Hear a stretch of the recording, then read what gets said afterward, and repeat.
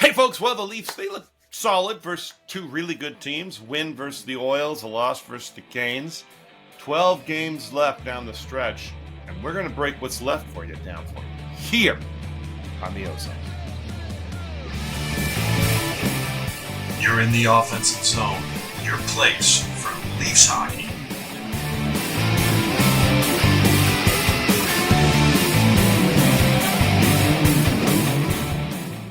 Hey, folks, welcome to the OZone. That's Coach. We love you, KD. I'm the Devo. We're here to talk all things Leafs. I'm coming to you from the downtown T-Dot in Toronto. Coach, where are you at? Yeah, back from the Canary Islands, Devo, and already traveling again. So Guten Abend from Munich, Germany. Beautiful. Okay, folks, remember, hit subscribe, ring the bell. You'll never miss any content. Like and share the video. It helps broaden the audience, spread the word, and leave a comment. That's most important. We love to get them. We always get back to you. Okay, Coach, a couple games since our last episode. Big win versus the Oilers. Tough loss under the tough circumstances, really, to the Canes. What'd you see? It was a huge win against the Oilers, wasn't it? Team was ready to go, and that's sort of been, on the fence a little bit here and there. Big goals or early goals against, but then early goals for. I don't know about you, Devo. I was surprised. Keefe honed in on Tavares playing the Tavares line, playing against McDavid's line in that one, Yeah. and they played relatively even. That was a surprise to me, as was seeing the kid score. I mean, you love to see that. Can't just always be Matthews, so that was good. But hey, I don't mind seeing him get an empty net goal. He doesn't get many cheap ones, so He's only that got was one. good. He's only got Yeah. one for the whole year. Exactly. And although huge, we were all fans of this guy when he was a Leaf here on the podcast, all three of us. We all love Zach Hyman. Mm-hmm. And it was great to see him play. What an unbelievable season he's having. Mm-hmm. But I didn't want to see him score 50 in that game. So he got it the night after. That's okay. Yeah.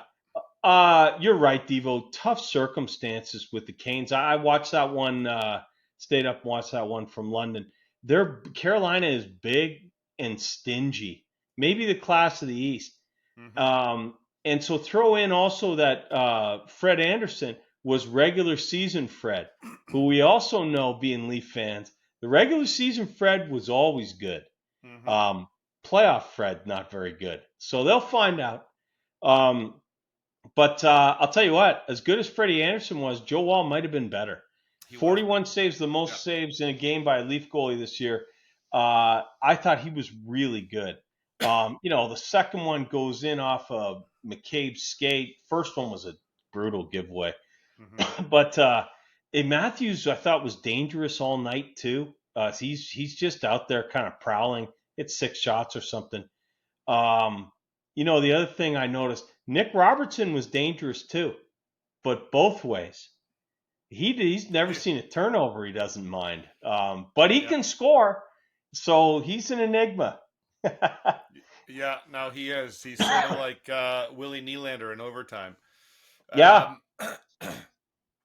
Coach, we've discussed it a few times. I think it was sort of on display against Edmonton for sure. We've discussed this a few times since January. The Leafs starting to find a bit of a different gear or a different identity out there on the ice. Certainly some of the players that they brought in last summer, Bertuzzi, Domi, Reeves, and then at the deadline with players like Levishkin and Edmonston. Certainly guys that play with a little bit more of a physical edge.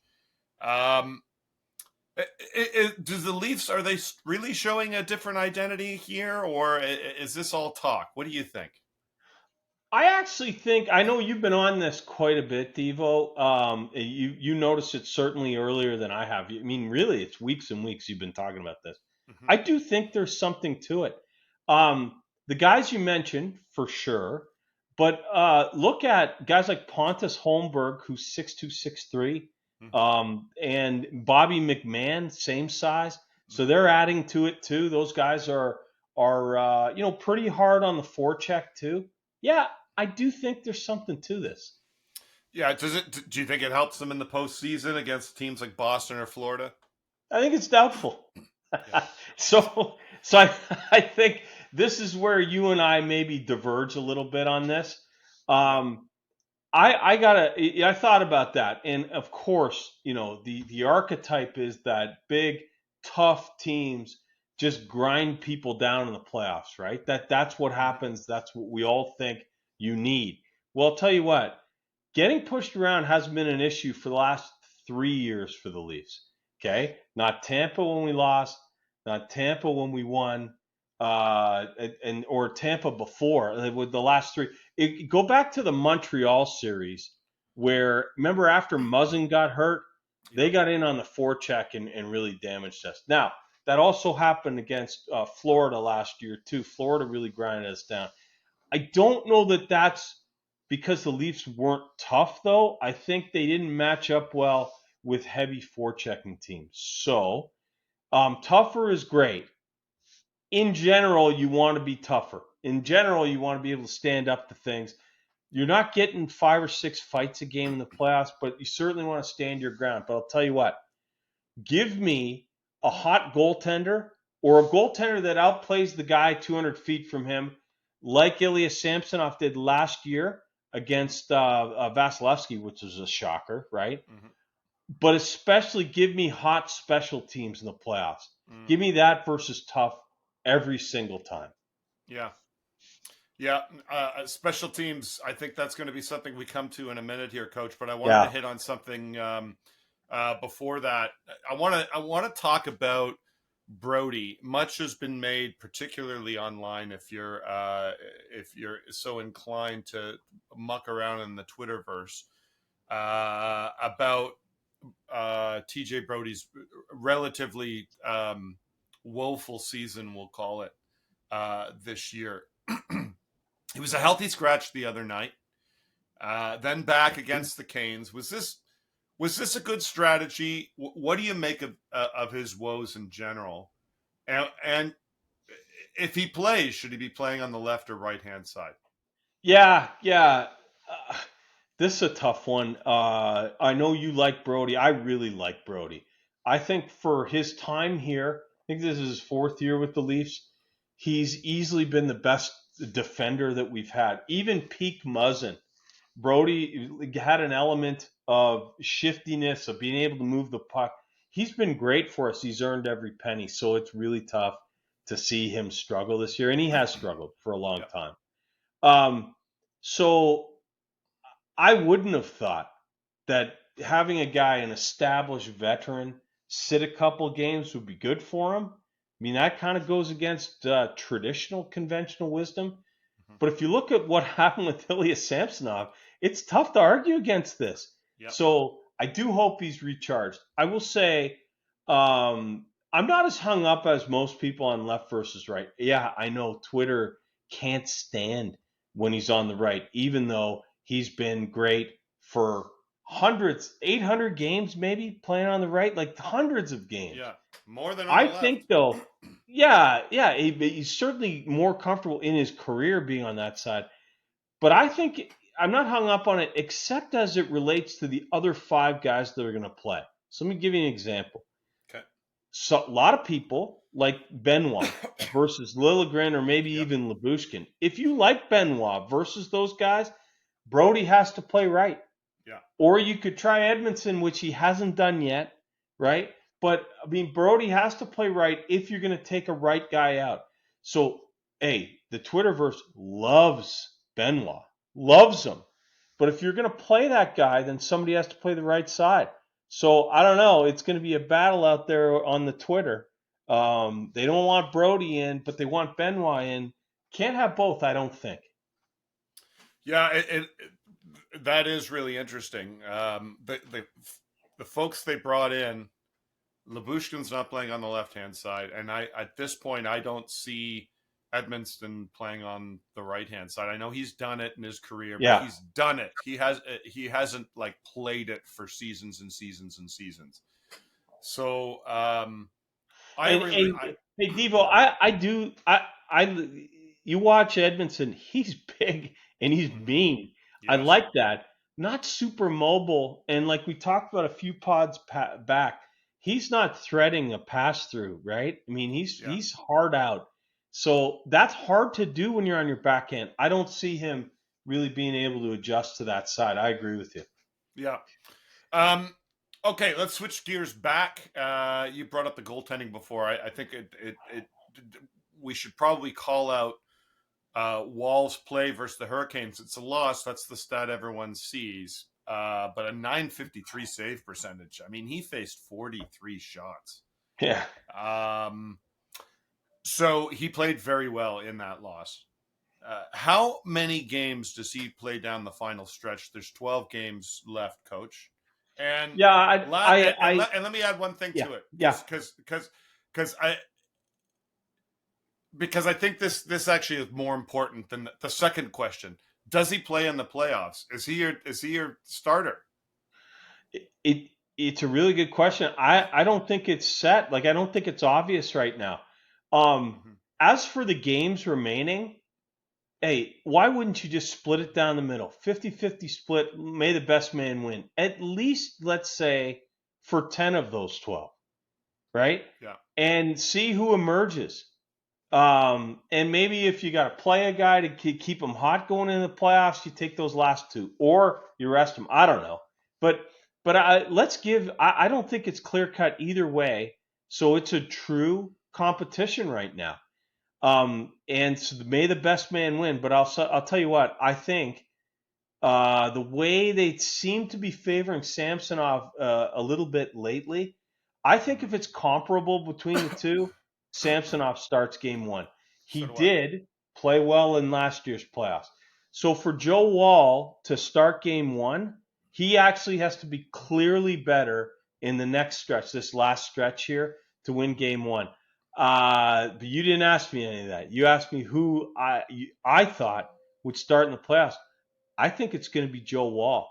I think he's going to prove himself to be the better guy here, not because Samsonov falters, but you watch him in that Carolina game. We talked about this all year, right? Samsonov makes the spectacular save sometimes, but Wall is just so controlled.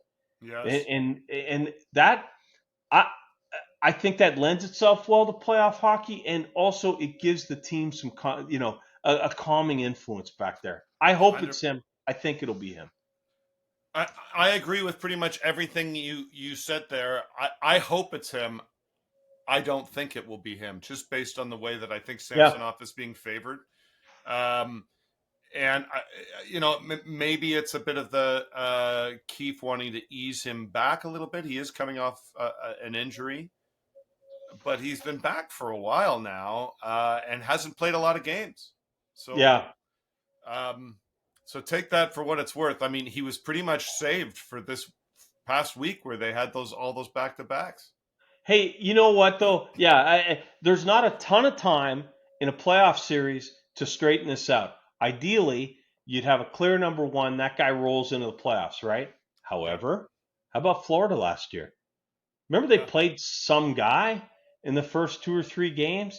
Like, it wasn't even Spencer Knight. He was off. He's in the player program or whatever. It was some guy. I can't remember who his name was. He played 2 or 3 games, and then he struggled, and they had to go to Bobrovsky, who had struggled all year. Then he caught fire, and they rode him. So maybe there's a little leeway there, but not much. Yeah. Yeah, it'll be interesting to say or to see. I think that's probably going to be one of the most interesting things that we see over the next 12 games. And speaking of things that we need to keep an eye on over the last 12 games, I think you mentioned this before, Coach. The power play has not been great of late. It's funny. I pulled up the old stats machine today.